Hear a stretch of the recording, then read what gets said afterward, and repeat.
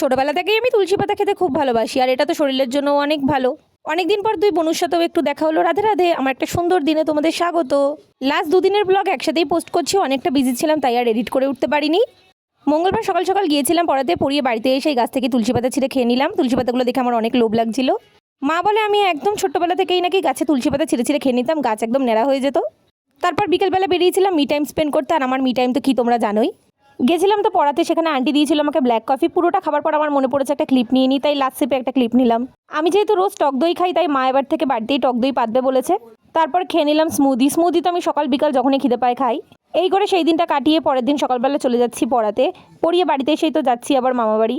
পরপর দুটো পড়ানোও ছিল, একাদশীও ছিল। ট্রেনে বসে যাচ্ছি, মা কিনে দিল চিটবাদাম, খেতে খেতে পৌঁছে গেলাম মামা বাড়ি।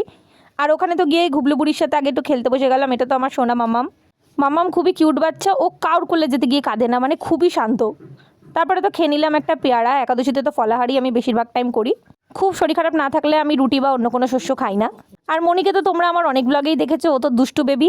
বাড়িতে ফেরার সময় মা তো খাওয়ালো লস্যি, আর তারপর বাড়িতে এসে আমাকে আবার পড়াতে বসাতে হয়েছে। আর ও তো জানোই আমার মাথা যন্ত্রণার কারণ। তোমরা নিজেরাই দেখো কেমন বাদনামিটা করে।